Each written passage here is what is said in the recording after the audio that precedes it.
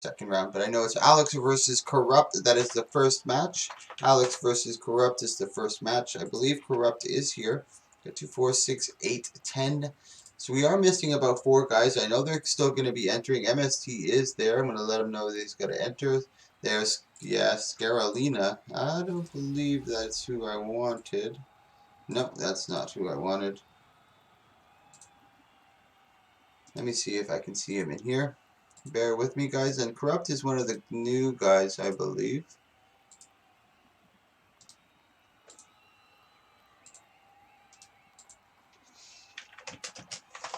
Give me 1 minute.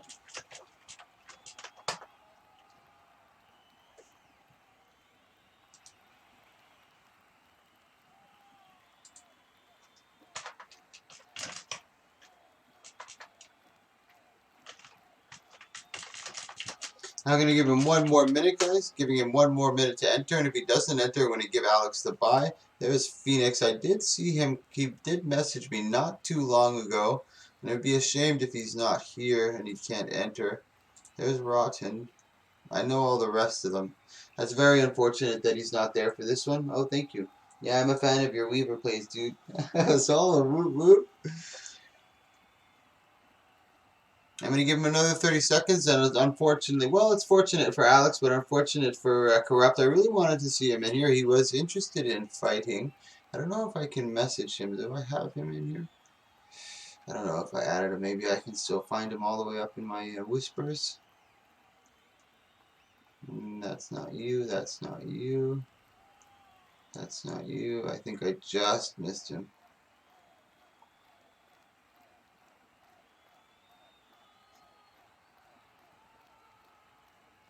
Did I?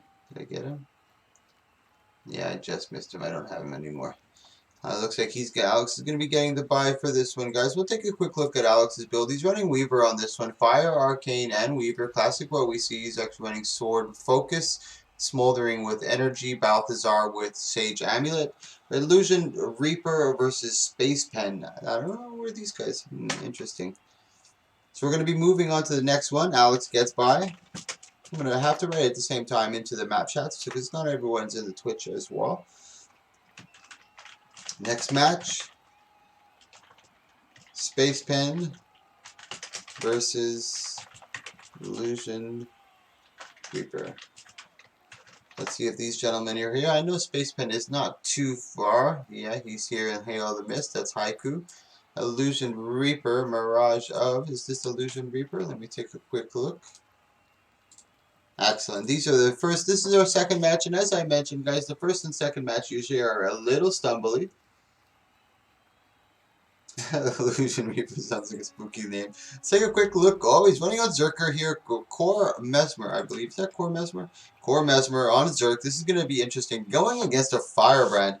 He's got his work cut out from Rune of Infiltration, a Berserker with Sword, Torch, and Great Sword on this one. Domination, Dueling, and Chaos. Let's take a look at Spaceman. Spaceman, a veteran to my tournaments. Illusion Reaper, I don't believe I've ever seen him before, so I'm very curious to see how he does here. We're going to take a look at Haiguku's build right after the first round. This is a best of 3 series, so you're not eliminated right away. He gets the Ray of Judgment right on top of him. He goes into the Invis. He still does have the Mass Invisibility available to him, trying to charge up a little bit of his power spike. He's got to look for his opening over here. He's got to be careful for Aegis. He's got to be careful for the projectiles here. Nice evade, trying to back up. Good pull, but he evades with the sword. Nice job on that. And that was Haiku looking for his opener on that. And that's what you see a lot of the times. The Firebrand will drop the symbol, get him in the pull with the axe, and then get him in the push with the Shield of Absorption. Mirage is being very patient, and I'm not sure if I don't think I've seen Illusion Reaper before. Maybe this is an alt account, but he's doing very, very well. He's being incredibly patient. Goes for the Mass Invis. Nice burst over there. And as you can see, for the first duration of the beginning of the match, nice patience over here, but he's very susceptible to Condi. As you can see there, only a little bit of stacks are burning. We're able to completely pulverize his health over here. Haikagu is being a little patient. That was a good job by Mirage, and as I mentioned at the beginning of the fight, he's got his work, the nice pull coming out from Spaceman, knowing exactly that he can pull between massive objects like this. So the Mesmer kind of thinking he was in a little bit of a safe zone, but there you have Spaceman, which is Haikaigu, that veteran player over here, really knowing the the mechanics of his build, and knowing what he can get away with and what he can't. You can see that's a veteran play right there, kind of hiding behind the pillar, trying to pretend like he's not very aggressive, and still getting the pull with the axe, and then opening up on him and getting the big finish. Yeah, Core Mesmer is really. I've seen a couple of the good ones. I see Shorts, who's one of the premier Mesmers that we see here today in Guild Wars 2, and one of the unsung heroes here, Storm, a PRD. I don't know if you guys know him, but he's a really good Mirage. Let's take a quick look at Spaceman's build. We didn't get a chance last time. Virtues, Honor, and Firebrand. He's running over here Axe, Shield with Sword, Focus, Traveler, and Sage Amulet. So here comes out the Firebrand, charging up his mantras already. We got Mirage is in stealth already. He's got to look for his burst. And as you saw, Mirage, he was kind of slow playing at the beginning, but it looked like he was slow playing. He was kind of just softening up Haikaigu as much as he can, trying to get him to get through a couple of his mantras, get him to get through a little bit of his burst, using a lot of auto attacks, saving as much as he can, forcing Haikaigu into that big open area where Haikaigu doesn't have much in the way of ranged. He's got a lot of melee. He does have the axe pull, which Mirage has got to be careful for. Nice going in there. I believe he went in with the distortion. No, he didn't. He just mitigated a lot of the damage. But very dangerous. Nice exchange. Haikaigu doesn't want to stay within that melee range too much. Good job getting out of there with kiting. He's got 8 seconds left on his Mirage, or he's got mass invis. 1 minute left on this map mechanic. Nice burst over here. He's got to be careful for that Ray of Judgment. Nice burst coming out. And you can see he dodged the Ray of Judgment. And that Ray of Judgment on a Mirage like this, who's running Berserk, could be very dangerous. Did he stay on Berserk? He is still on Berserk with Infiltration. This is YOLO to the max. He does not care today. We got 45 seconds on the map mechanic. And this might, you know what? If Mirage is, as I mentioned, Reaper is not a veteran. Oof. And he goes down from the burning. What he could have done potentially, maybe. Let's take a quick look at that replay at the same time, guys. Make sure my replay is down. Our next match is going to be Phoenix versus I'm Sorry. Next match, Phoenix versus, yeah, I'm Sorry. That was the best of 2 series. That was Spaceman that took it in both of them. Good job by Spaceman on that one. Oh, I actually missed one. Rotten versus Mike. We're going to go back to that right after, guys.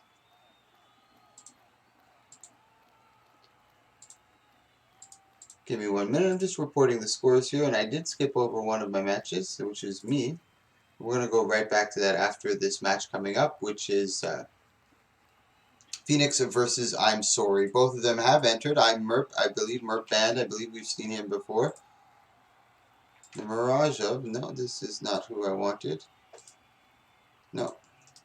It's a best of 3 series, and Mirage Up is new to the tournament scene, so I can understand why you would enter again. But let's take a quick look at Merp, which is I'm Sorry, I believe, which is his account name. I know this person. I'm sure of it. He's running over here with Sword Focus, Sanctuary, and Sage Amulet, running Fire, Arcane, and Weaver. We see a lot of Weavers come in here, and people a lot of times think that Weaver makes it and wins it most of the time. But you'd be surprised, guys. I'll put my money on it. Weaver does not win today. Strength, Discipline, and Spellbreaker. We got Great Sword running with a Dagger and Shield. Very interested to see who wins on this one. It's going to be tough for the Warrior.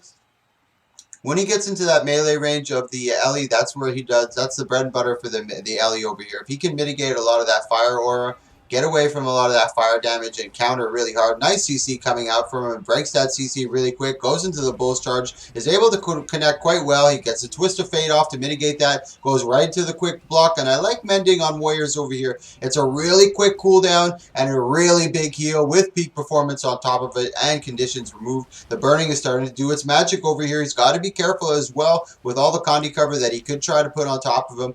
Ali doesn't have too much in the way of Condi cover, but still he can be bursted down very quickly by the Ellie. Good job by Merp over here, really having his way on this one. Phoenix not able to get a big opening, but Warriors do have the potential to turn the tide of a fight in a moment's notice. Very quickly with a big Bull's Charge, Arcing Slice, 100 Blades. They can easily get this combo off and chunk you really, really, really quickly.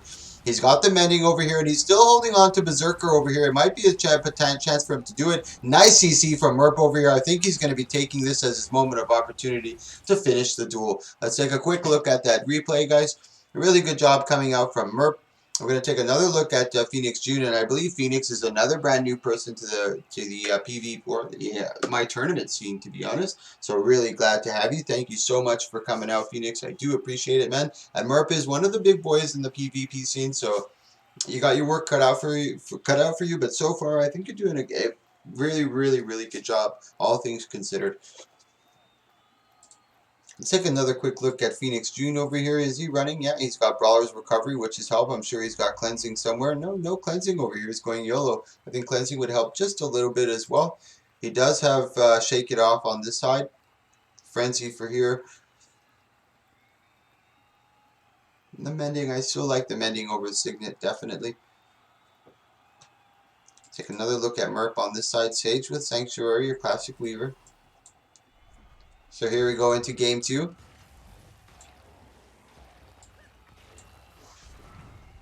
Kind of backing off a bit. Merp being a little patient. Same with Phoenix. Trying to get the Whirlwind in. The Whirlwind is a very, very short cooldown. Does a lot of damage. Nice rush over here to try to close the gap onto Merp. Merp being very, very patient. Not using too much of his cooldown. There he goes in his elite.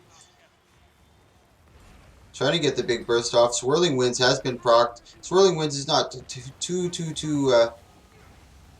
nice job by Phoenix, trying to get out away from that melee range, trying to get Merp to go through a little bit of his big burst combo, and then try to open up on him. Nice job there, trying to get the Eviscerate and the big stun as well. Back into a Whirlwind. Phoenix June playing a little more passively, but at the same time, picking his spots a lot better.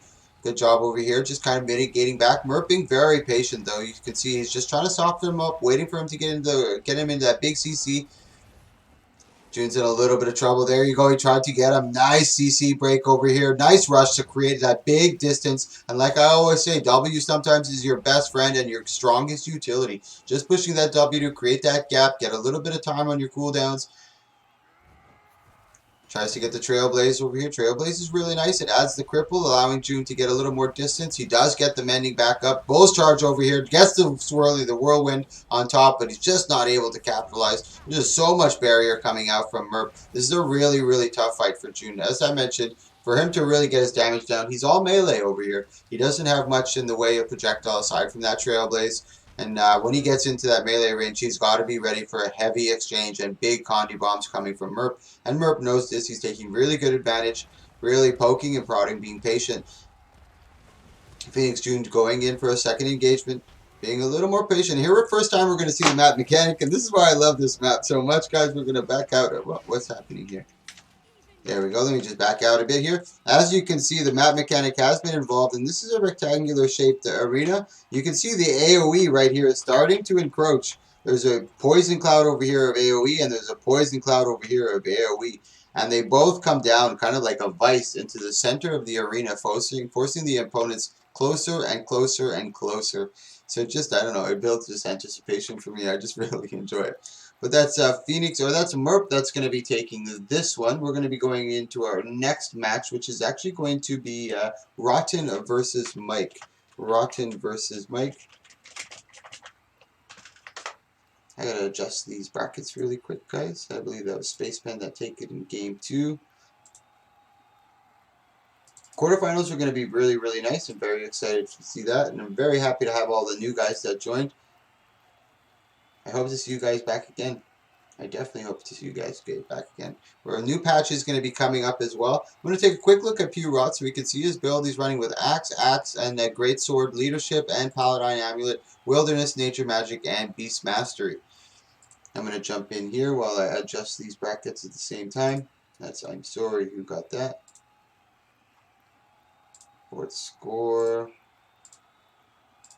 I'm going to take a quick look at my build so you guys can see the funkiness that what it is. Rabbit Amulet with Balthazar. He's running Sigil of Energy with Cleansing. Pistol. He's running Alchemy on this one. Firearms on this one. 1, 2, 3. And he's got Scrapper 1, 1, 1. All the way down the line, baby. Here we go. I'm ready for trouble. I'm going to go back into the brackets. That's Rotten and Mike going up. And then we're going to have Awesome versus Lord of Failure and Pepper Girl versus Control Freak. Those are going to be the last two fights coming up in our first round here. Then we're going to be pushing into the quarterfinals. I just got to wait for P-Rod. Oh, he's new. I think P-Rod is new to my tournaments as well. The way to start these guys is for each fighter has to click ready up. The duels will only start once each player clicks ready. So this way it ensures that the match isn't starting on a timer where you're not ready, you're still changing your build, or there's something you have to adjust. Look at that rabbit pop. Ooh. Here we go, baby. This is really advantageous for the ranger here. I gotta be really careful.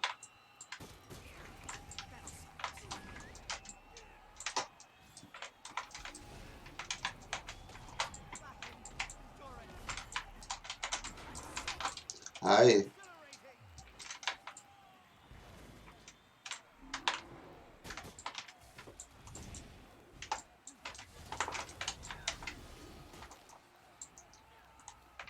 Yeah, he's got way too much Connie clear. There's no way we're gonna get through that.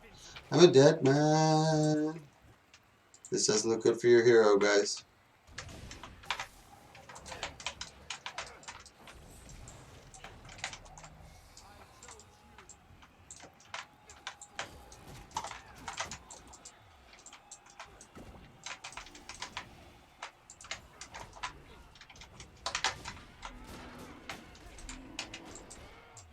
I...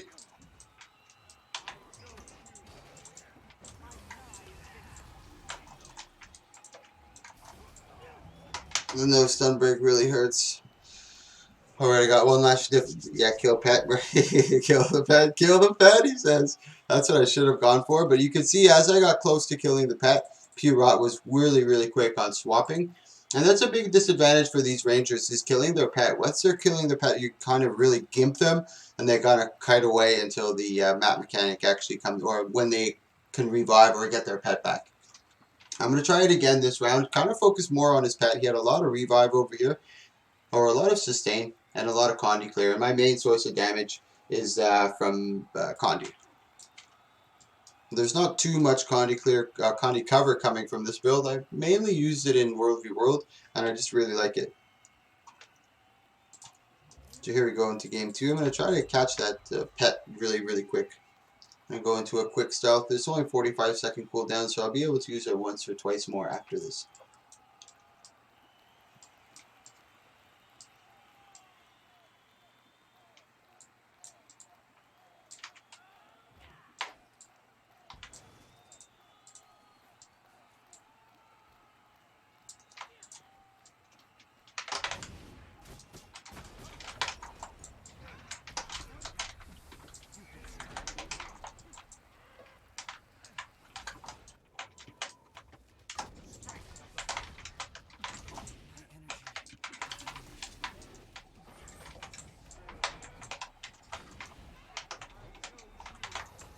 Oh no, he's got me here.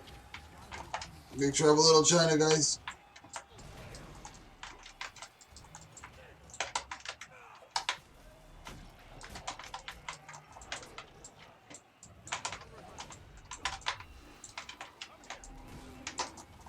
Oh fuck. Ah, no. No. Alright, that's it. Like, really nice job by Pirata on this one. Coming in with that big DPS long. I think it was the longbow. No, I don't think I saw the longbow. I'm not sure exactly what it was, guys. You guys remind me. I was dueling him. I should have known, but you know how it goes. So here we go. So that's Pew. That actually takes that one. We're going to be going into our next match, which is Awesome versus Lord of Failure. Really, really good. Both of these guys are strong fighters. That's Lord of Failure. And Lord of Failure has won my tournaments in the past. He usually runs Hollow. Very, very, very strong Hollow. One of the last Hollows that we still see running around. Let's see if they're both still there. There's Immortal Awesome, and there is Lord of Failure. Just going to adjust the brackets really quick, guys. I ended up losing that one dreadfully with my NG, unfortunately. As Rotten that moves forward. I'm happy to see Rotten move forward. He's brand new to the tournament, so really happy to see that. Virtues, Honor, and Firebrand coming from Immortal over here. Running on Firebrand. Interesting. Scepter and Focus. Running Axe and Shield. Traveler and Sage Amulet. He usually runs with Mesmer, but I've been seeing him run around with Firebrand recently, and he's making an honest push towards this class. So I'm very excited to see how he does at the beginning stages of playing this. And here we got Lord of Failure, so he's got a big mountain to climb. Lord of Failure is a very strong hollow, tools hollow rifle with leadership. Leadership with Demolisher. You're running tools, alchemy, and hollowsmith. So this is your classic tools hollow. And his burst is insane. This guy knows how to combo it really, really, really, really well. Sets up his targets, and in a fraction of a second, you are literally going from 100 to 0. And it's a very, very strong tactic that he uses, just completely annihilating any kind of offensive that you're trying to get on. The damage is so scary that you're kind of frightened. Once you get below half health, you're very, very cautious as when you enter for your burst. There he goes with the photon wall. Big photon blitz right up to follow up with it. He's still holding on to his elixir and the prime light beam. He's known to feint it really well. Nice overcharge coming out from that one. Immortal blocking it really well. He's under a lot of damage over here. Let's take a quick look at Immortal over here, sustaining well. He's gone through his first tomb and second tomb. He's in a little bit of trouble over here. Not many mantras left to his availability. Lord of Failure is doing a really good job. Good job, Immortal over here, using the LOS to his biggest advantage. But now he's stuck in a narrow corridor. Lord of Failure has him exactly where he wants him, kind of pinned in this area. Backing out really nicely. He's got the rifle turret up to keep the pressure up onto Immortal. Immortal's in a very dangerous zone. He's starting to enter the red zone, actually. This could be dangerous for him. He's starting to rechant on his mantras. He's got one more on his heel. He does have his offensive tomb come back up, but it's just too much pressure coming out from Lord of Failure. Really getting Immortal to use a lot of his cooldowns at the beginning. Let's take a quick look at that replay. And really good positioning and control of terrain coming out from Lord of Failure, forcing his opponent into the smaller quarters and kind of pinning him into there. And seeing his moment of opportunity, or seeing this advantageous position, dropping the rifle turret right at the peak of the area and just forcing him in there and keeping the pressure up. And while he can still avoid an LOS at the same time, kind of poke and prod in. And this is what I mentioned. Lord of Failure has been playing this class for a very long time. You get kind of fluid with it, like we saw with Space Pen Hikaku in the first round, where he kind of used that big pillar and axe pulled his opponent. That just comes with veteran play, using the class often, and kind of like when you're in the ranked, you do some sort of fluke move and you're like, holy, that actually works. And these are the kind of how you pick up the quirks of the class.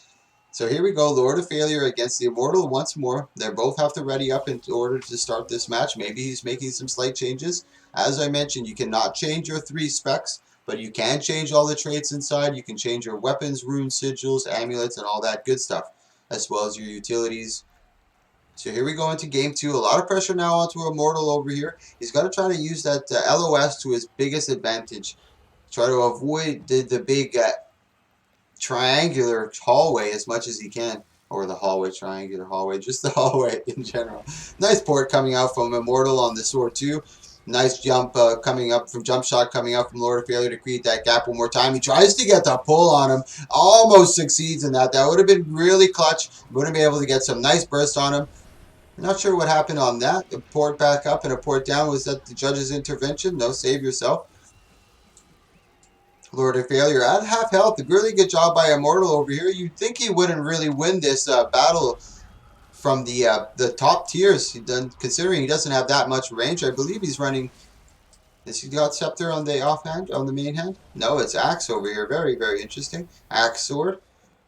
Nice Ray of Judgment, keeping some extra pressure on top of Lord of Failure. He is very squishy, and that's what I was talking about, that incredible burst. Nice counter pressure by Immortal at the same time, though. Good job. Let's see if he's got a little bit of sustain. Uses his final charge on his mantra for his heal. He does have the Shield of Absorption if he does want to proc that to get a little more heal. He does have his Tomb of Resolve, too. And now this is a good situation for Immortal Awesome. He wants this. He wants to kind of get as much cooldown back as he can on his mantras to re-engage into that fight. Right now, he's a little weak on cooldowns. It's going to be hard for him to come in with any pressure.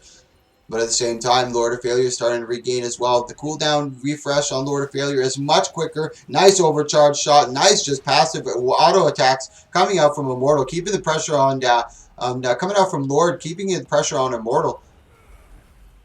Nice job, Immortal finally sustaining all the way to the mantra. He almost cucks himself. He was about to cast Mantra of Truth. Nice Prime Light Beam into a jump shot, but I believe he was able to cast Aegis. Is not going to be enough. Lord of Failure ends up getting the down on that one. Really good job coming out of both these individuals. Tough, hard-fought match.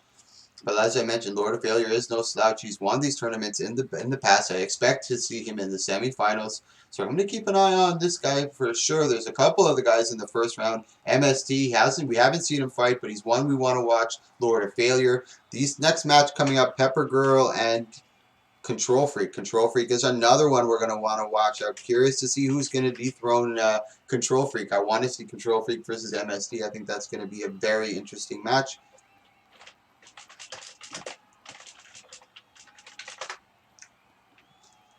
So there's Control Freak. I know Pepper Girl isn't too far. It's unfortunate I didn't adjust the brackets or in any way. I kind of re-rolled them a couple times to kind of shake it up so we wouldn't get cucked, and this is the best I could do. So I apologize in advance, Pepper Girl.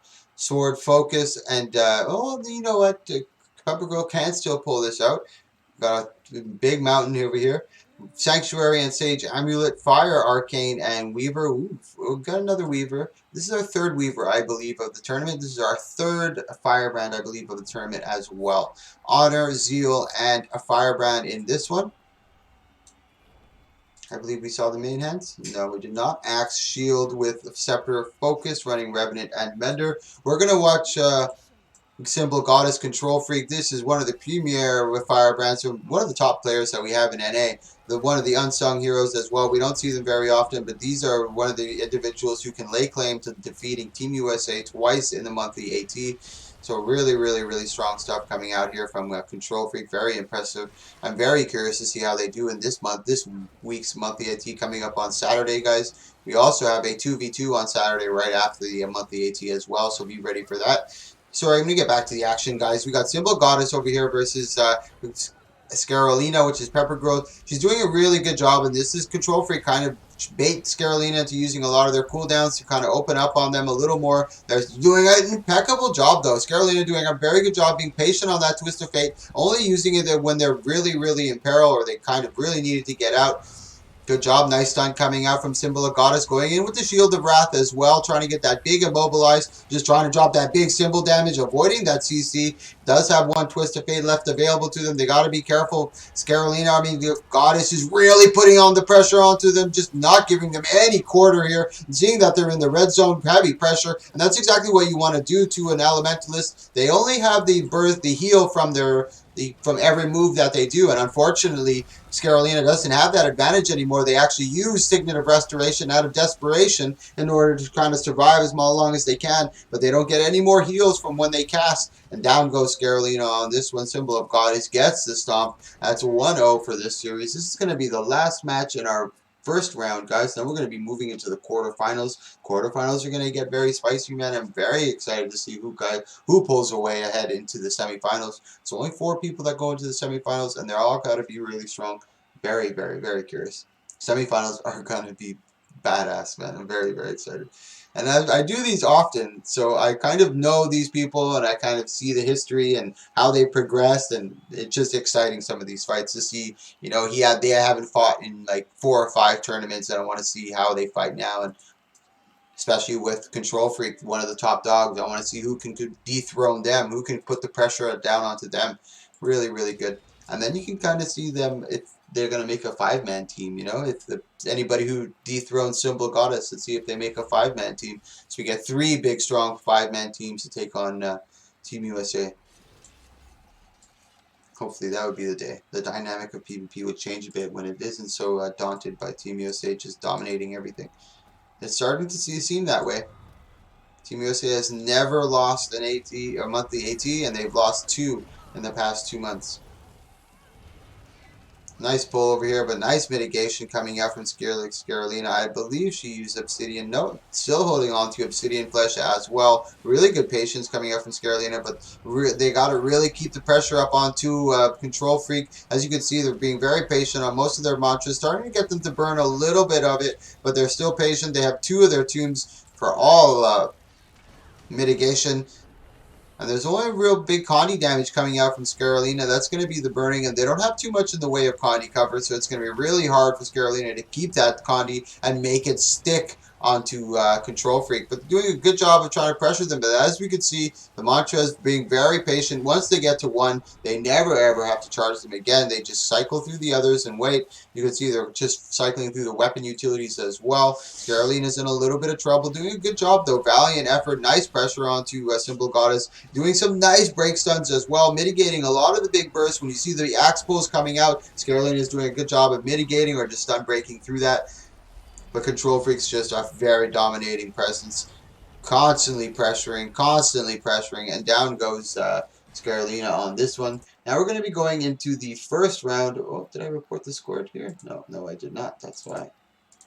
We're going to be going into the first round of the quarterfinals, guys. Our first match is actually going to be, hold on.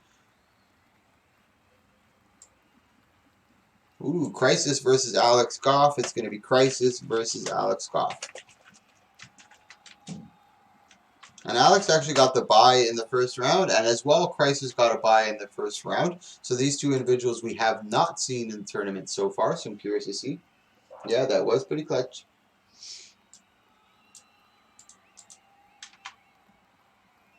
I'm not sure. Maybe Alex is going to get another bye through this.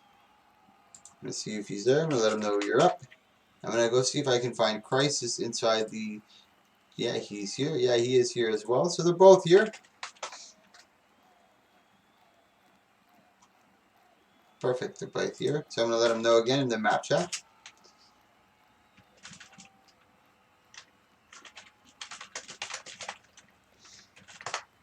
Guardian versus another Weaver, guys. Holy moly. And no Weaver has survived. So I don't... correct me if I'm wrong, but I don't think any Weaver has passed so far in the first round. This is Super Duper actually passing the first round by default. Sword and Focus running with the Holdbrack and Marauder.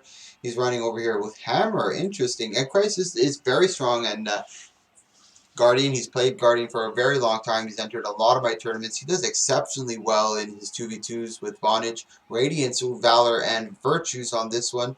Let's take a quick look at Super Duper. What's he running on this? He's running Sword Focus with Sanctuary and Sage Amulet, running Fire, Arcane, and Weaver. Another Fire Weaver coming into the tournament. And this is probably why a lot of people have that kind of notion that Weavers win a lot, because they enter a lot. But to be honest, they don't usually end up winning most of my tournaments. If I look back at all of them, I think it was PH Magic Boy that has won it as Elementalist, pretty much only that I can remember. Maybe one other Elementalist, but PH Magic Boy is probably the only one. And even sometimes when he enters the tournaments, he's not guaranteed to win. I'd say maybe 2 out of 10 he'll win. If when he enters 3 out of 10 he'll win. So that's kind of a ratio of how many times. Did I take? Yeah, I took a look. Sorry, guys. I got a little distracted by a whisper over there. Both kind of patient, sitting back, using the terrain to their fullest advantage. Crisis does have the ports on top of him. Alex is no Super Duper is not sitting on a no port, so he can easily close that gap. He does have the the hammer. I'm gonna watch Crisis a little bit for this one. He drops the swirling winds. Alex or Super Duper walks, drops the swirling winds, drops the big but what is that called on fire? Ring of Warding, I believe. Nice pressure coming out from Super Duper on this one, catching Crisis by the just the burning stacks, constant pressure of burning. Nice cycle coming out from Alex on this one.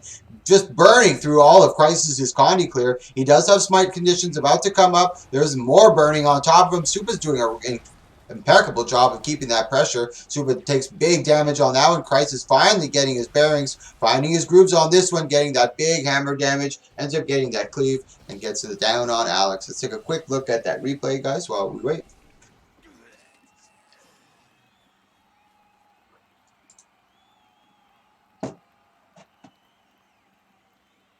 Our next match after this series is going to be Rotten versus Space Pen. Rotten actually ended up beating me in the first round. He's running that Soul Beast, and we have Space Pen, which is running the Firebrand. That's going to be after this best of 3 series. We have Alex versus Crisis Guardian on this one.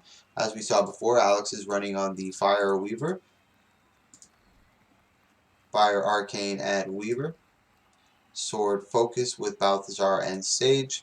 Crisis Guardian Hammer and Sword with Focus, running Holdback with Marauder, Radiance, Valor, and Virtues.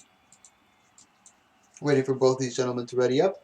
And guys, if you do like this type of content, I highly suggest you take a look at my highlights videos. You see all my 2v2s, my 1v1s, Fashion Wars, Viewers' Choice events, all that good stuff. And I do one of those each every week. And if you like it, again, click that follow or click that subscribe. Woo woo! Thank you so much for that, man. I really do appreciate that. Random dude, thank you so much for the follow. Thank you, man. Every time you guys click that follow or that subscribe, really pats me on the back and encourages me to keep going, trying to keep this PvP scene alive. And also keep in mind, guys, if you take a look below, there's my website and also a link to Teapot's huge tournament in June, over $8,000 in actual cash prizes, as well as over $500,000 in-game gold that he's going to be trying to donate or give out in prizes. Thanks again for that follow. Woo woo. Levy, 2 hands. Thank you so much for the follow, man. Super Duca getting really Crisis finding his groove on that one. Let's take a quick look at that replay, guys. I wasn't able to see that really well. But our next match coming up is actually going to be Rotten versus Spaceman. Alex did an exceptional job. He doesn't play Super Duper, which is Alex. He doesn't play Ellie very often. He's trying to play a lot of different classes. And I'm telling you, this is going to be one of the top guys. If he continues to play, in the next 6 months, you're going to see him dominating a lot of the top guys.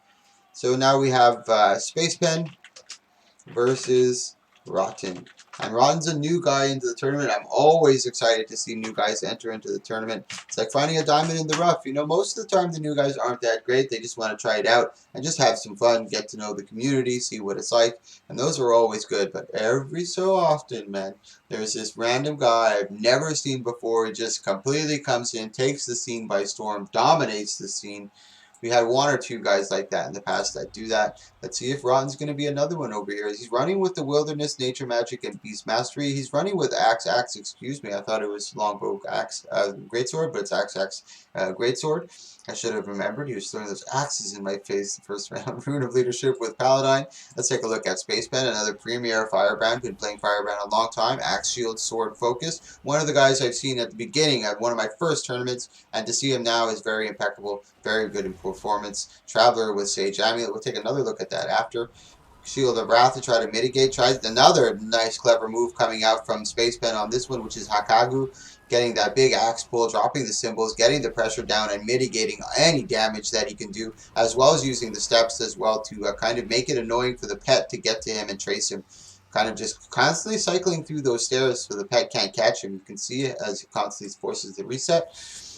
Now Pew Pew kind of have a little bit of a loss going in with the double axe, getting some good pressure, and he's also got whirling defense. Oh, nice axe pull coming out from Spaceman on this one, getting the big pressure on Pew Rot. Let's take a quick look at Pew. He's still got Troll Engine over here. Reflexes or quickening his efforts about to come up. He's 30 seconds away from Strength of the Pack. We've got about a minute left in the map mechanic. He's doing a pretty good job. Like I mentioned, Spaceman's pretty good, and Firebrand is probably the second strongest class that I know of in the game so far, 1v1 style. P-Rod over here doing a good job, but does not enough in the tank. He does manage to mitigate most of that damage. Goes into a whirling defense, but just not enough. That Spaceman that gets the win. That's game 1 that goes to Spaceman, getting the cleave down on P-Rod. And I believe that was Crisis that won that first game of the quarterfinals. Yeah, in a best of 2. Or bested him in 2, excuse me.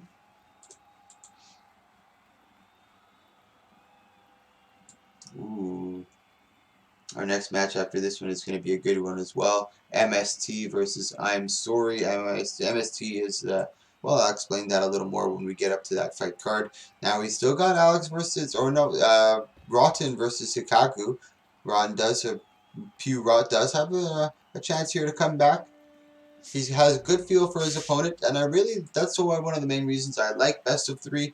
It really kind of shows the other aspect of duels, adjusting, adjusting to your opponent's playstyle, the way he likes to engage, the way he likes to combo, maybe changing a couple things in your build that can kind of adjust to that. So there's a lot more technical brought into the 1v1 aspect. Oh, nice job over here, getting the Ray of Judgment, using the LOS from the, nice job as well, countering with the whirling defense onto Spaceman and getting caught, thinking that he could use the shoulder to use the LOS, but the whirling defense was actually able to track through that. Tries to get him in the big maul. Nice pressure and the pushback from the greatsword. Just trying to stay on top of him. Another maul to follow up, but he's able to mitigate that, and he gets good counter pressure with the burning. That's it for Purot. Valiant effort, good burst, but he wasn't watching his cooldown or his condies, and he got caught on that one. So now we have MST versus I'm Sorry. This is another strong match, guys. Super excited to see this one. I'm Sorry versus MST. I believe MST is in here.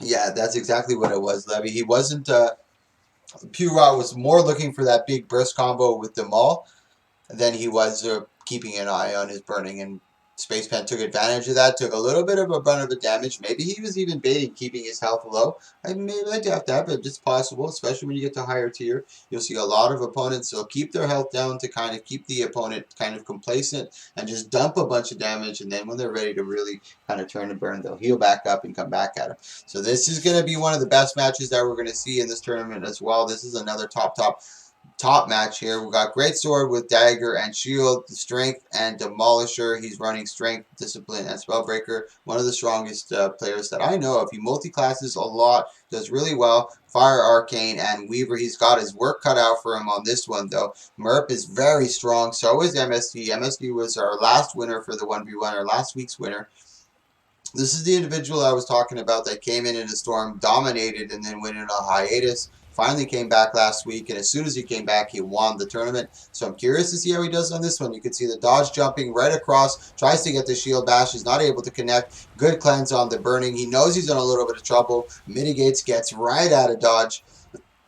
Merp is being a little more cautious as well, just trying to auto attack as well, forcing him to use any cooldowns. But Catherine Smith does have really quick cooldowns. He's used a lot already. Double shake it off and the frenzy with the bull's charge. He's got to be cautious. He does have the rampage. Nice CC coming out from Merp over here. Not able to get any of that burning stacks because that's what he essentially needs to get onto Catherine to keep that pressure. Those burning stacks.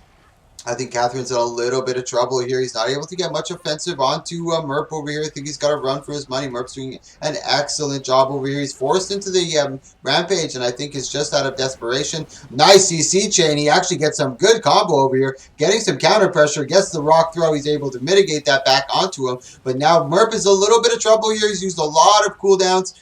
Let's take a look over here. No, he's actually still sitting pretty healthy. To be honest, Catherine's in a little bit of trouble, to be honest. Maybe he should have gone with Mending. And maybe, well, I'm not too sure. I'm not going to doubt him. He's very good. He's better than me, so I'm not going to doubt his tactics in this one. Nice port coming out. Catherine tried to go for the jump. He's not going to make it. And maybe, you know what? Maybe his tactic is to wait for the map mechanic. As we mentioned, when it hits the map mechanic, there is no healing. Nice shield bash on that one, trying to falsify the Bull's Rush. And as I mentioned, like I said, guys, there's no map mechanics, so this way the Merp cannot heal through most of his cooldown, most of the damage that comes out. He will still have barrier accessible to him. He will not have mist form available. It's a form of healing, so there's no healing available at the end of the timer. So here we go, and maybe this is exactly what Catherine was buying for, the map mechanic, but this is where it also gets interesting. We're going to see this map mechanic, and this is why I like it so much.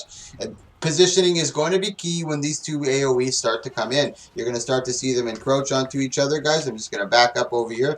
Merp is getting some good pressure onto Catherine. Catherine's got to be careful. Here we have the AoE starting to close in on both opponents. Catherine's going for the high ground. Merp's really low. This doesn't look good for Catherine at all. He's in a very grave danger. Merp's going to be able to withstand through the AoE a lot longer than Merp will. A lot longer than Catherine will. Catherine trying to get out. This is going to be too much Connie damage. That's going to be Merp that takes it. Good job by Merp avoiding the AoE at the same time. GG. Let's see what Catherine does to make any adjustments. I don't think he's going to be able to. Merp took that quite handedly. Good job by Merp coming out of this one, but Merp's got still got his work cut out for him. He's not out of hot water yet. Here we go into game 2. I'm curious to see what Catherine does. If you guys haven't seen the brackets or you're curious to see the brackets and want to see who's played in the past and who's coming up in the future, take a look at that link. That'll be the Battlefy. And if you want to sign up for the Battlefy, this will allow you to sign up for any of our future events. Oh, where is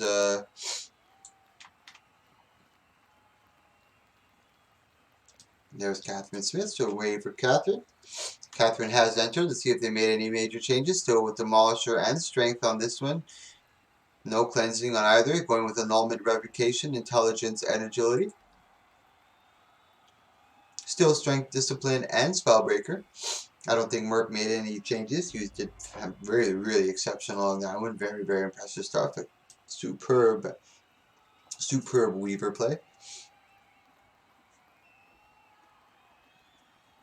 Merp in Map Chat said, "This is not American Ninja Warrior." I think you're kind of commenting on Catherine kind of jumping from tier to tier.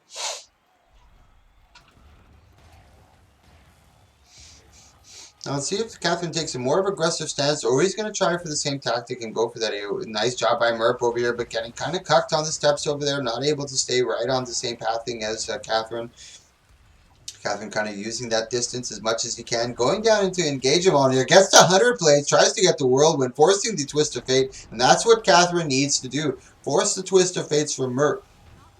If he's not able to force both Twist of Fate, he's never going to be able to engage. And on top of that, he's got to force the Twist of Fate and the Obsidian Flesh, and that's exactly what he's done. The Obsidian Flesh has been used, double Twist of Fate, and now he's much, much softer. This is where Catherine wants to have him. He gets him in the Bull's Charge. He's trying to stop them up. He's got to also be careful about the exchange over here. Lots of burning on top of him, getting lots of bleeding. Merp sees his opportunities closing in on him. I think Catherine used a lot of utility in order to get through that, and that's that. Merp takes quite the handed match over there against MSC, our reigning champ from last week. Gets dethroned quite quickly by I'm Sorry. Good job by I'm Sorry on this one, moving into the semifinals. Our next match coming up, guys, is going to be another good one.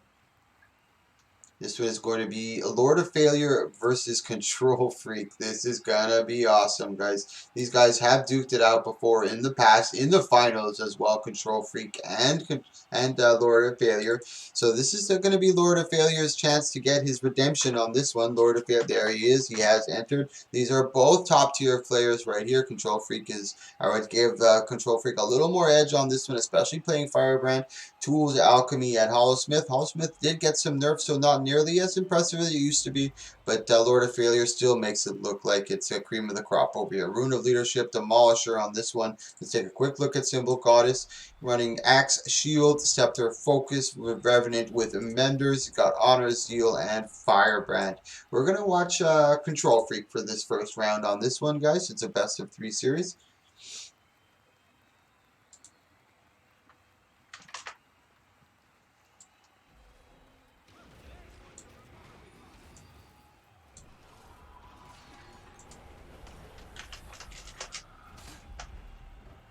Sorry guys, I'm just whispering one of the semifinalists. Nice job over here from Control Freak, really using the LOS to their full advantage.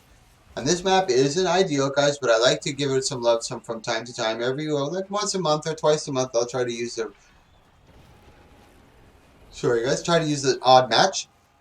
An odd map.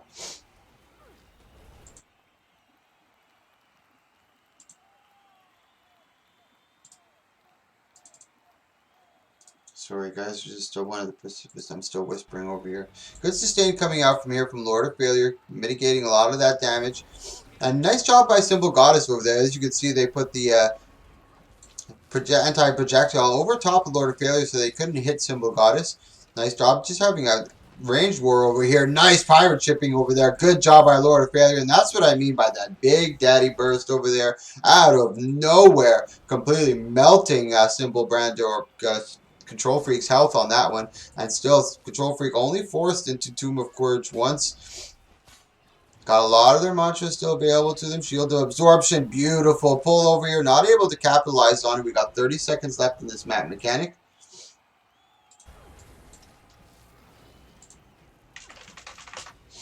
Nice Ray of Judgment, trying to keep the pressure onto Lord of Failure. 15 seconds. This is where they want to start keeping an eye on their cooldowns, not wasting too much. At the same time, making sure they top up their health. Once they hit that timer, there's no more healing. Nice job by Lord of Failure, as you can see before the timer. Nice job by Control Freak. Right around here is where you want to put as much burst as you can to try to mitigate any healing.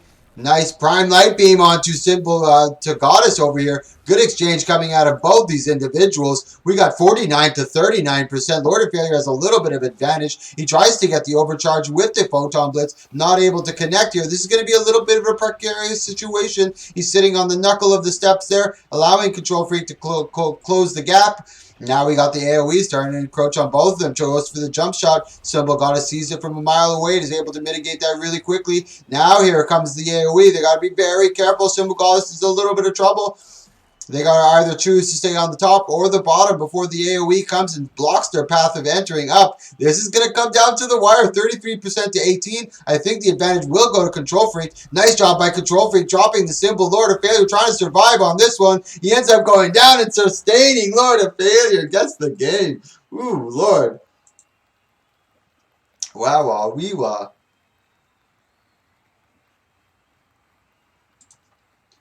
Okay, guys, I'll allow that. I'll see if one of our semifinalist had to go, but he's switching it up with another class of the same, and it's another participant that's been in it in a long time. He's a veteran player, a long-term guildie, and he's going to put on just as much of an impressive performance, if not more. So I'm super excited to see him. If he does end up showing up, if he does not end up showing up, we're going to end up giving... I don't want to give buys in the semifinals. I always want to see as much action as I can. So if we can get him in here, I would be very, very, very happy. So here we go into game 2 over. I believe this is game 2, guys. Really good job by Lord of Failure on this one.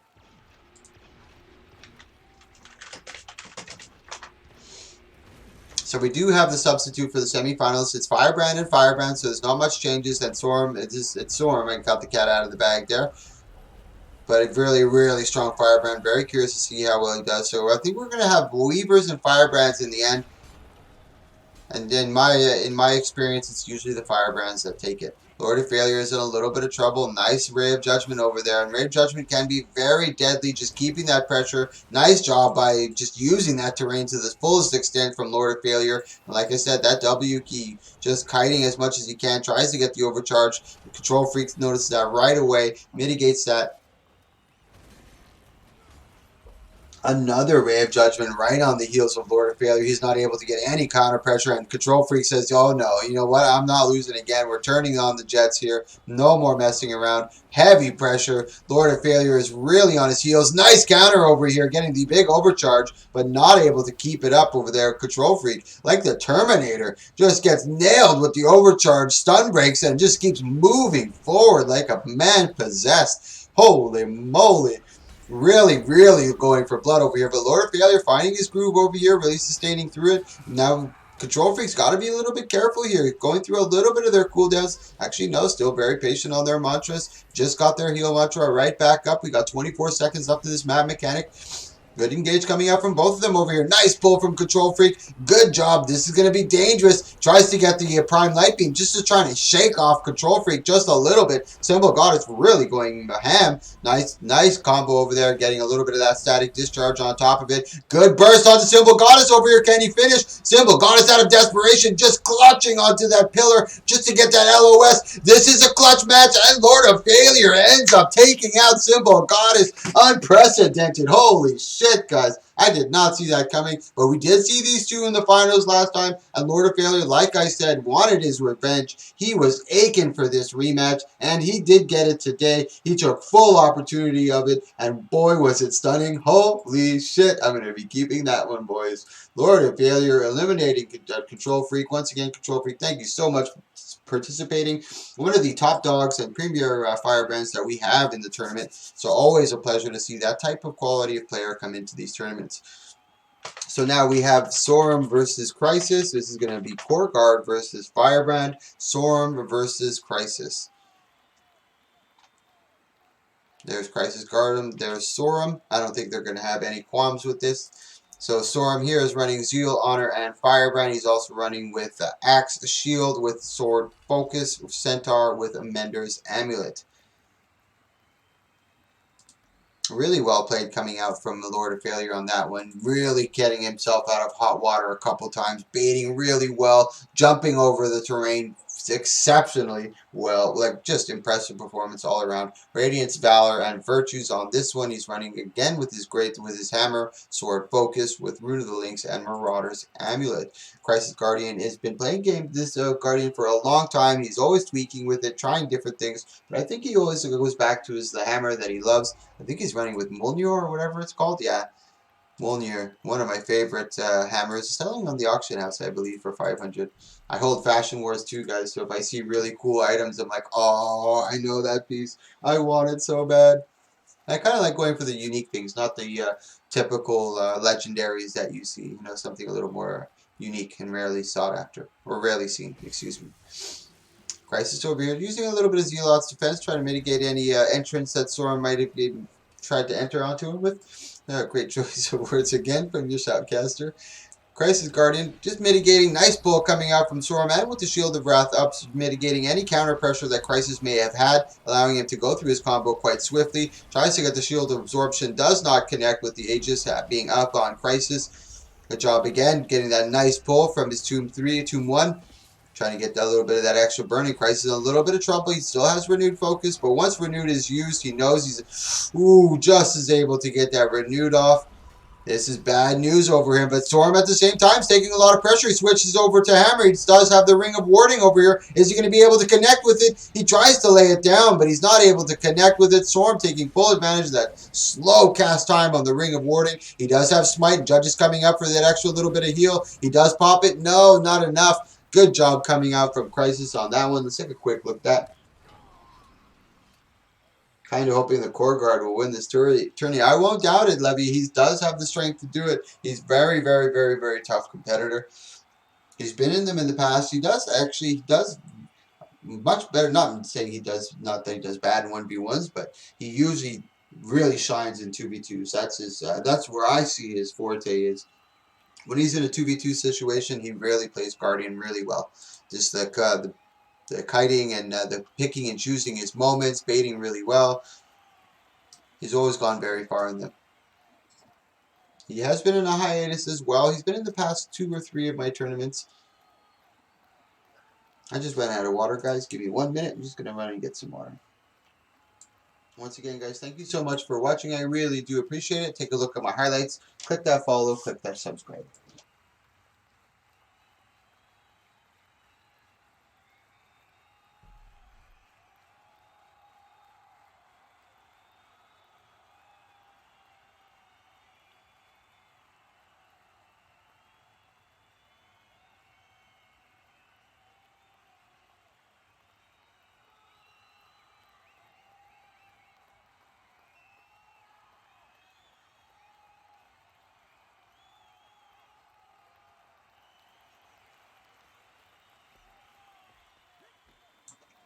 Alright, ladies and gentlemen, here we go into Game 2, Crisis and Storm. Let's take another look at Storm, see if he's made anything major. Nope, I don't believe he has. Let's take a look at Crisis, let's see if he has. Nope, still up. Scepter, we see the Scepter change over here. He's got Scepter Shield, actually. Rune Fighter and Demo. Very curious to see if these changes make any difference, but like I said, he's a very experienced Guardian. Knows a lot of different wonky builds, and can really adjust them to his opponent. The opponent he's fighting, and this is one of the advantages to really maining one class. You really know all the intricacies of it. Nice dodge from the axe pull on this one. Nice exchange coming out from both of them. I think Storm's getting the better of the exchange on this one. Actually, no, both cooldowns look pretty good on Crisis. Storm doesn't look too bad himself either, still in his offensive tomb. A lot of mantras available to his Crisis taking a lot of damage, down to 30% here. Nice big combo coming out from him. Good job by Crisis as well. I'm not sure if he necessarily wanted that pushback. It looked like he was trailing him to try to get that extra damage on top, just to capitalize on that stun. Good exchange again coming out from both individuals, but Storm always ending up a little higher on top on the health pool when coming down to these engages. Nice burst coming out from Crisis on that one. He's got the shield up for the Aegis and the absorption as well, the pushback and the proc of the heal. Goes for the Litany of Wrath, trying to get that extra pressure. Nice pull from Storm, good combo. Now he's got that slow hammer here. He's got to be really careful. Goes in with the ring of warding. Able to capture him in there, but I don't think this is going to work out perfectly to his advantage. Storm just AoEing from a distance. Litany of Wrath is about to come up. Will it be in just enough time? It might be, ladies and gentlemen. He does survive that to live another day. He's trying to turn around on him. Nice axe pull. Gets the Aegis onto Procket. Zealot's defense right back into him. I mean, Sword 2 into on top of him. Nice pushback with that hammer. Doesn't have anything to follow up with it. Unfortunately, a little swift on the turn. Zealot's defense on top. Shield of Absorption to get Sorum back. The Zealot's defense returned to Sorum, but he's not able to catch him with most of it, only the tail end. He does have a lot of meditations up to get a little bit of that heal if he needs it. Nice pull, good evade. Trying to drop as much counter pressure as he can. Litany of Wrath is up just in the nick of time. No, Sorum ends up getting the down from the burning. Sorum moves into the finals. I don't believe we're gonna have a best of. I don't think we're gonna have. Maybe we will, guys. It was Space Pen. Well, not really Space Pen. It was actually Sorum that takes it. We're gonna be moving into our last match in the semifinals.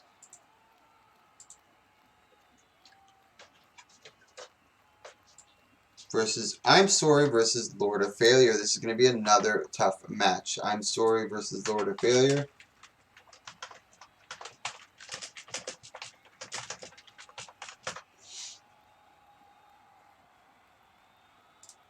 And Lord of Failure is that hollow that we saw before. And like I said, guys, one of the premier hollows. Very, very, very, very strong individual when it comes to this class.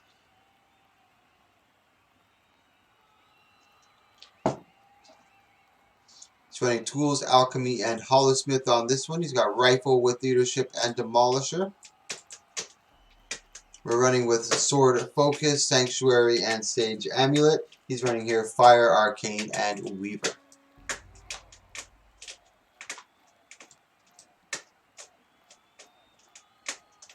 Last match in the semifinals. This is going to be a good one. Murph has been coasting through most of his competitions over here. And Lord of Failure actually eliminated Control Freak. Very, very tough task. Did an exceptional job on that one. Let's see how he handles Murph on this one. Very, very different style. Still got a lot of conditions. And he did well with the conditions from the Firebrand. Swirling Winds up. That's going to be pretty crucial for Murph to use that at key moments of the fight. Swirling Winds can be a big tide turner. Lord of Failure being patient, respecting the damage that comes out of Murph and the combos that he can do. Just standing on top of there, just pew-pewing as much as he can. And if it goes to the map mechanic, he actually gets aggressive, goes in for the jump shot, gets caught with a little bit of burns, and pays for it really dearly. Half his health already chunked away. Good interrupt coming out from Murph, trying to capitalize back on top of it. He got a Corona burst up, not able to get that off. Just creating some distance now. Knows he's in a lot of trouble. Doesn't want to create too many of those exchanges against Murph. No Twist of Fates used by Murph yet. Obsidian Flesh still available. This is going to be hard for Lord of Failure over here. Jump shot to create that distance again.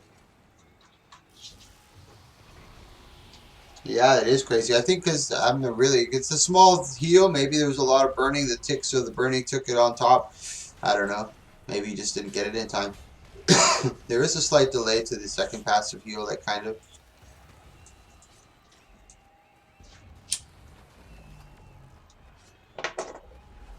Good pressure by Lord of Failure over here. Really trying to find his groove now against Murph. Nice jump shot again. As soon as Murph goes in for that big damage, Lord of Failure says nope. Backs up again. And this is really good for Murph, Lord of Failure. Using his strengths to his full advantage on this situation. Nice overcharge over there. Trying to get him away and just pew-pewing from far again. This is where, like I mentioned, Swirling Winds will be crucial for Murph to use. Gets him with a little bit of that Photon Blitz. We got 5 seconds left to this map mechanic. Things are going to really change. They're both really topped up. There's no more healing available. Murph does not have the passive heals from every combo that he does. So if Lord of Failure keeps up the same strategy, he might be able to take it. He's trying to wait here. Murph is sitting back. And at the same time, he's also got to make sure that he has less or more health than Murph if it does come down to the map mechanic and they get squeezed. Because he will be able to survive. He does have the advantage over here, really pew-pewing from far. Murph's in a little bit of trouble here. Is Lord of Failure going to be able to eliminate the last remaining Elementalist in this tournament? Nice reflect coming out from Merp. I think he tried to pour it up, but he got cucked by the side. It's 10K over here. Nice big burst coming out from Lord of Failure. He's trying to get Merp as low as he can. Merp at the same time, he's got to be careful. Tries to get that AoE. He gets cucked over there a little bit. Merp ends up going down. Lord of Failure ends up getting the down. Lord of Failure. Oh my goodness. Again, Lord of Failure using every trick in the book to survive. Ends up getting game 1 against Merp. Unprecedented. I did not think that would happen. But this is another reason why I love this map. It's so great.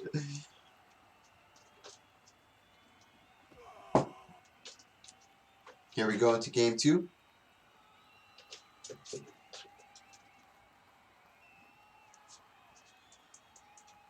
That was a really impressive match. I wonder if Merp's going to make any changes to his build on this.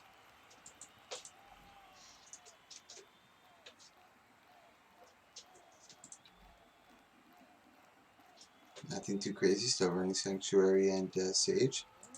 Game 2, Lord of Failure had some nice burst, able to really pressure Merp, and being patient as well, making sure he, and like I said, he's a veteran, so he knows when it comes down to the map mechanic, he's got to be ready, he's got to have decent cooldowns when he gets there, he's got to try to pressure his opponent as much as he can around the 5-6 second mark. Really good job, Lord of Failure. He's had big mountains to climb already. He's already climbed a big one. He's got the second one right here. Does he have enough gas to get through this? So far, so good. Doing a good job. And nice kiting over here. Just using that up there. Merp, excellent usage of swirling winds. That's exactly how you want to use it. Negating most of that trolley damage coming out from Lord of Failure. And now Merp's in a little bit of a sticky situation.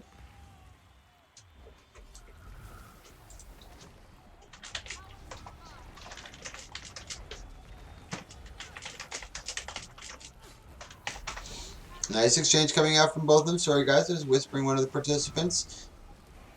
Still got both of his Twisted Fates over here. Lord of Fairy's in a little bit of trouble. Nice Condi clear over there. Trying to mitigate a little bit more damage. Use the jump shot, creating a little bit of that distance. And the hollow leap as well. Nice jump shot. Again, I believe a nice... Oh, Merp beautifully played on that one. The swirling winds just as the overcharge is coming.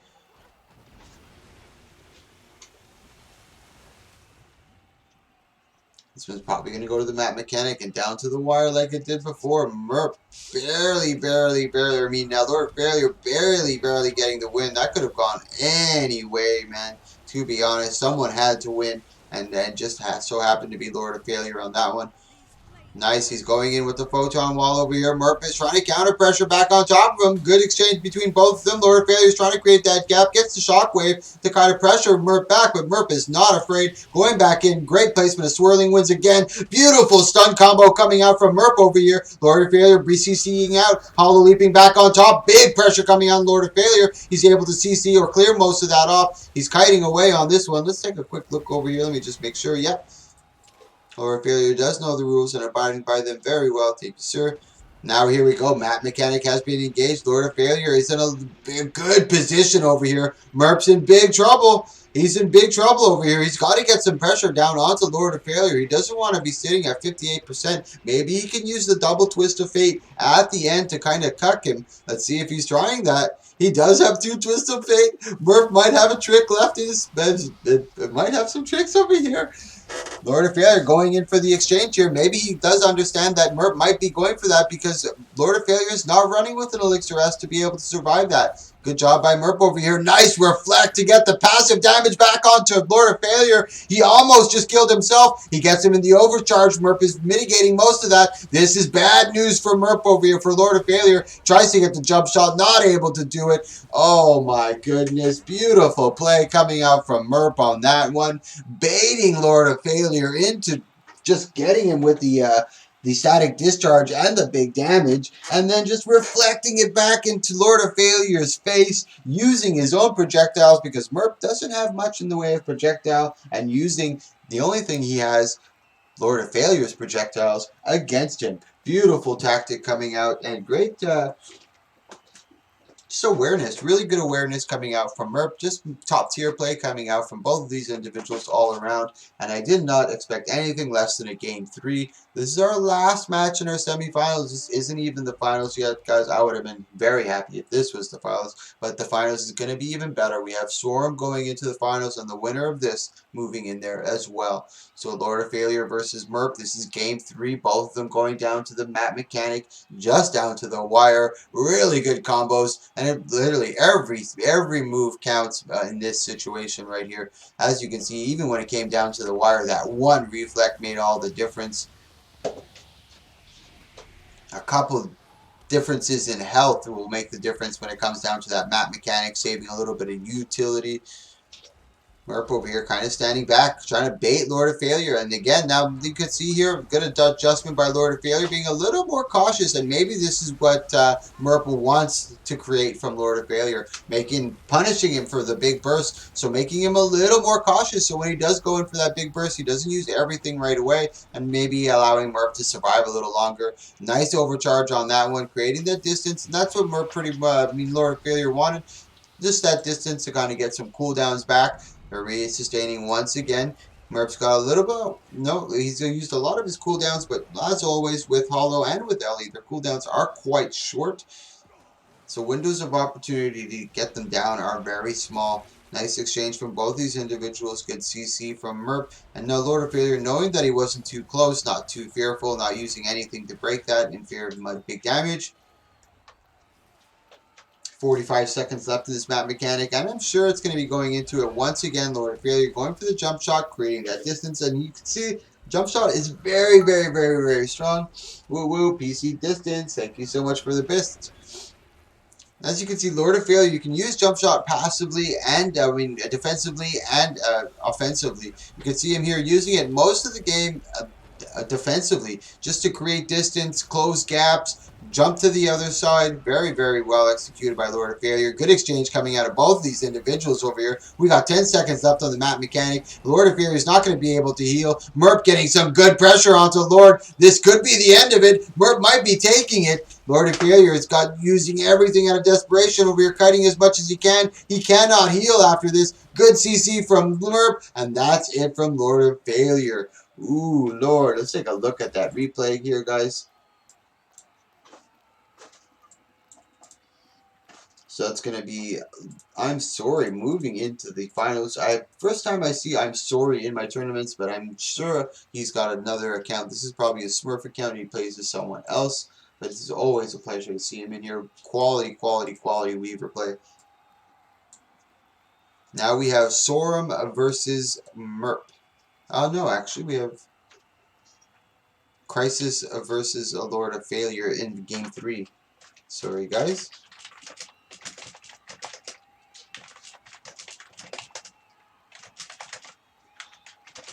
This is Crisis versus Lord of Failure for best of 3 for their third place. Third place gets, what is it, 50 gold?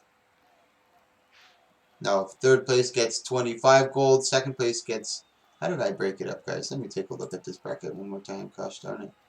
Gosh darn it.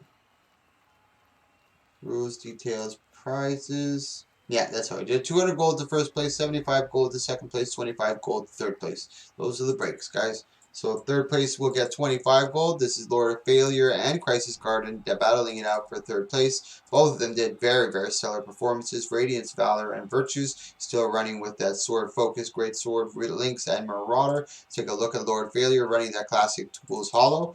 Running Rifle, I believe, with Leadership Demolisher. Tools, Alchemy, and Hollowsmith. Sorry, guys, for that. Lord of Failure, this one's going to be more of a doozy. I doubt it's going to get down to the wire. Both of them have a lot of damage. Good exchange coming out from both of them. No one having any color.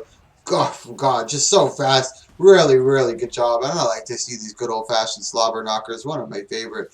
Now they're kind of resustaining a little bit for their second advance.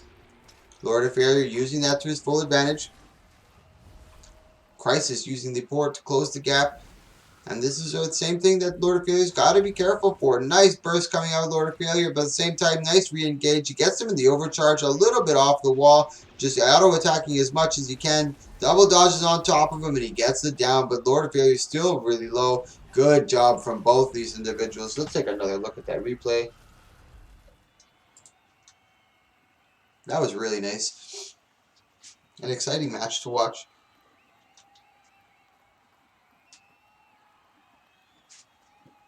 I'm going to be putting this video in my highlights as well, guys, so if you're curious to see it, you can make some clips as well. I also put it onto my YouTube page. You guys are more than welcome to go there, click that follow, and there's also a Twitter.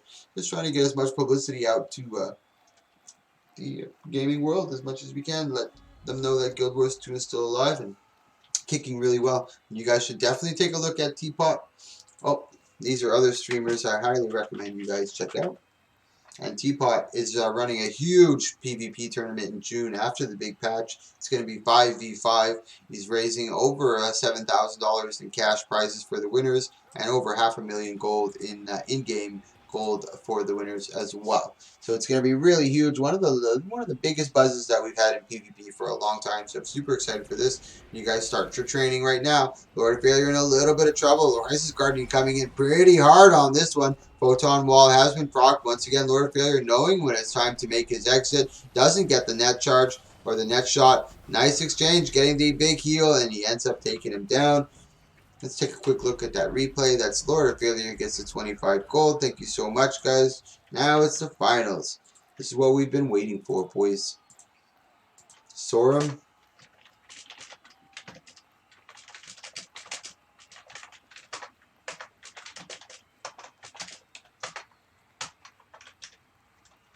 Sorry, guys. This is a best of 5 series. It's going to be Sorry versus I'm Sorry versus Sorum.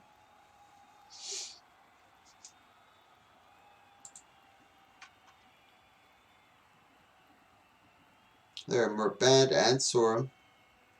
Take another look. It's going to be Firebrand versus Weaver. I'm curious to see who wins this. He's running Zeal, Honor, and Firebrand. He's running Axe Shield with Sword and Focus. Sanctuary with Mender's Amulet. We got Merpine Bad. We've seen him already. Really doing really well. I think Lord of Failure is the one who gave him the biggest contestation. That one went down to the wire into a game 3. Map mechanic all 3 times. Really impressive stuff. Sword Focus with Sanctuary and Sage Amulet. He's running Fire, Arcane, and Weaver. So here we go into game 1. Just waiting for these individuals to ready up.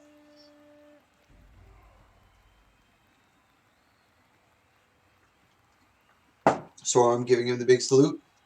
Saying good luck, sir. Always PMA, my man, Sorum.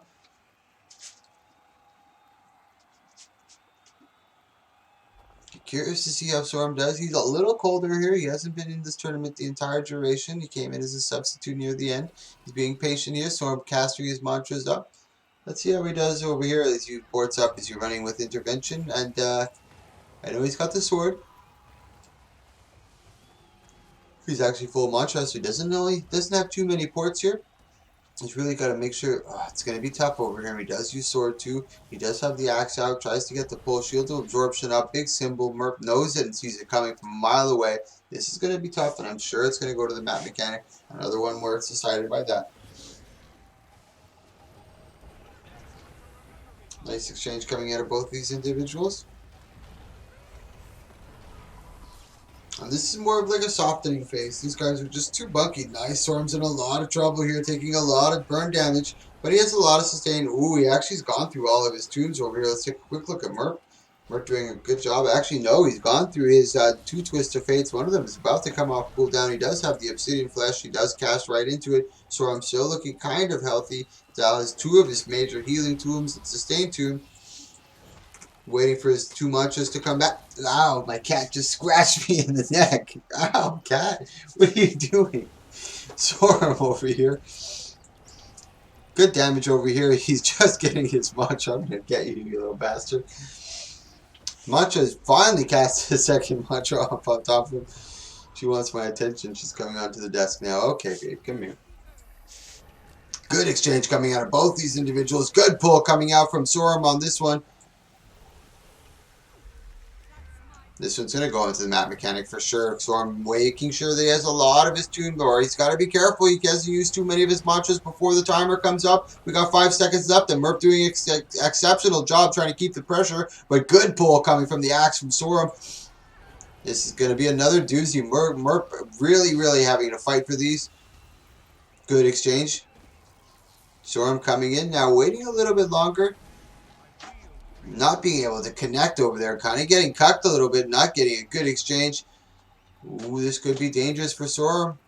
He fades back. He's a little caught, a little flat-footed. Drops a little symbols to keep the pressure, but lots of CC, lots of AoE. Oh no, Storm ends up going down. That's Merp that takes game 1. Good job coming out of both of these individuals, but Merp really, really doing a good job in this tournament so far. Really coasting through a lot of it. Storm is still far away from over, though. He's very talented firebrand. Curious to see how he adjusts over here. And like I said, he's kind of fresh coming in, a little bit cold. So once he finds his groove, we'll see if it changes anything.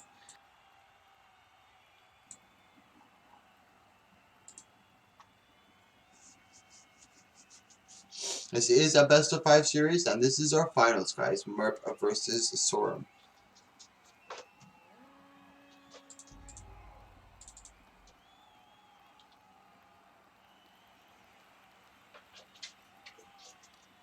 Doesn't look like he made any major changes here.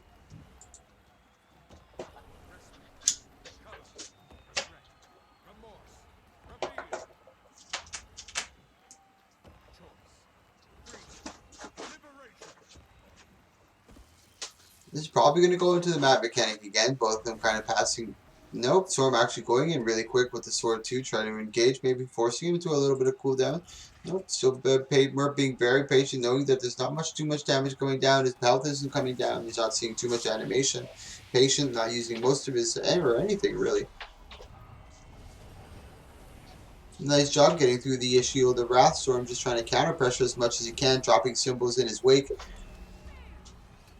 Merp really starting to come after him. Nice pull coming from Storm, trying to get some reverse pressure. Not able to do so, though. Merp really just staying in his face. Another symbol drop down. Storm trying to get the Ray of Judgment, not even having a second to do so. Merp is really, really feeling it. Now he's in the groove, man. Really in the groove. Storm's really backpedaling now. Is he going to be able to counter pressure onto Merp? But he's got to be careful. He's still got the Obsidian Flesh. No, Obsidian Flesh has been used. He still has a double twist of fate. So this is going to be a doozy for him.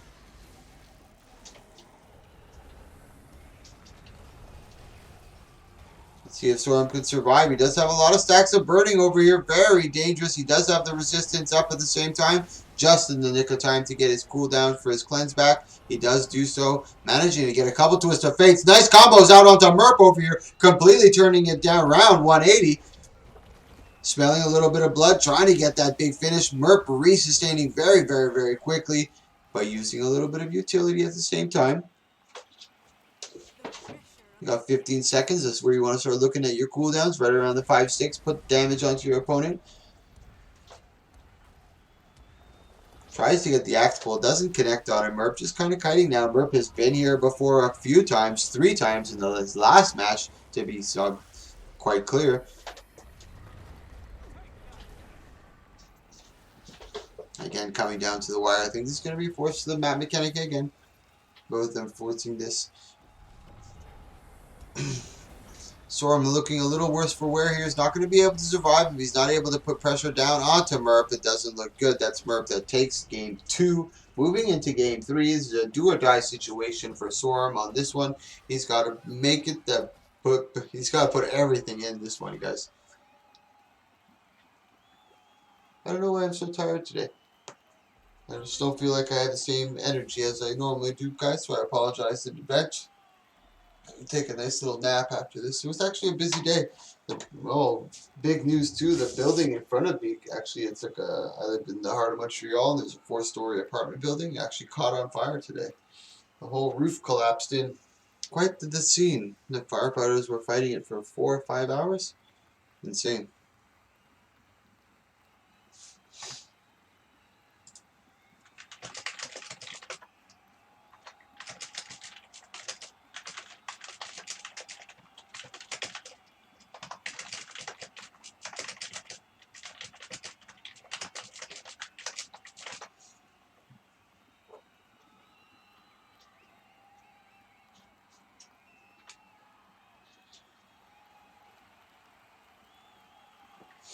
Okay, so Storm just needed a little bit of extra information. He wasn't sure if he can change his weapon and some of his traits. I informed him that he can change everything but his trait lines. So he's still with Zeal Honor and Firebrand. He did make a couple changes, and he has swapped over to Scepter and Focus instead of Sword. And he's still got his Axe Shield on this hand. He's still running with Sanctuary and Menders. This could potentially be the last game, forcing Zoram into game 2 and giving Merp Band the game 1 or the finals winner. 200 gold will go to the winner, 75 to second place. Zoram now actually having the range with the Scepter, which is probably a much better idea. These auto attacks are going to be very critical and crucial for Zoram. Just keeping that pressure onto Merp, keeping him honest, making sure he doesn't just run around free reign with no pressure on top of him. And then when Zoram does want to open up, he's still got all these Twist of Fates available to him. So Scepter kind of helps in these kind of melee ranges. As you can see, he's going again for the Scepter. It also provides him with the immobilized and the civil damage he can drop. Definitely starting to get some pressure down onto him. As you can see, these auto attacks are starting to take their toll onto Zoram, and Zoram still has all access to his tombs. Mantras are a little low. He does get the axe pull, trying to get some counter pressure onto Zoram. A little bit of life is starting to get breathed into Zoram over here. Can he do it off this one? Now here comes Merp trying to counter pressure back onto Zoram. Really good exchange coming out of both these individuals. Let's take another look at Merp's cooldowns over here. He's doing quite well. Zoram's in a little bit of trouble now. Nice CC, tries to get the Ray of Judgment, doesn't connect. I think that was, no, not even a Twist of Fate, still not used. Zoram trying to chase him down. He's still doing healthy on his mantras. Finally does manage to cast that mantra right in the face of Merp. 25 seconds left in the map mechanic. Both of them exchanging at the top of that pier. Swirling Winds proc, trying to get that just as much damage as he can. Doesn't manage to get that down. The Ray of Judgment tries to get the axe pull as well into the symbols. We got 8 seconds left, 5 seconds left. This is a make or break situation for Zoram. He's got to win this to stay alive in this competition. Merp needs just win to get the win and get 200 gold to be the new champion of our 1v1 this week. Every single time you participate in my tournaments, guys, I take all your winnings, your rankings, and I add them into the website, and they go into the tally for the playoffs. We invite the top 12 of each 1v1 and 12 and 2v2 to the playoffs. And that's it, guys. Merp has taken that, not in a the most spectacular fashion, but nonetheless really, really good. And Zoram at the same time was a little cold. The kudos to you, Zoram. He's another strong firebrand. And he gets us, well, I didn't want to report. He also gets 75 gold for his troubles. Thank you so much, guys, for coming.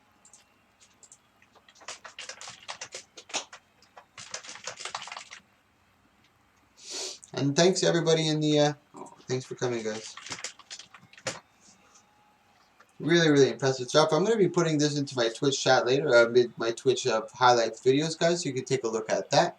Thank you so much. Click that follow, click that subscribe if you really like this stuff. Take a look at my highlights videos. Take a look below my video, my stream. You can see all the information about us, our schedule, our website, the Twitch, the Twitter, the YouTube, all that good stuff, guys. So thank you so much for your time. I'm actually going to pass you over to the Accent.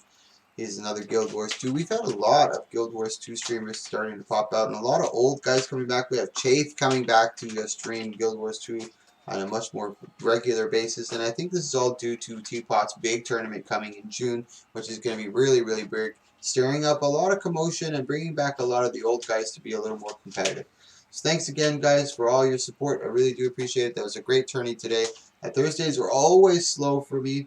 And this Thursday actually went quite well, considered, all things considered. So once again, thank you so much. Have a great day, and give a big ups to the Accent.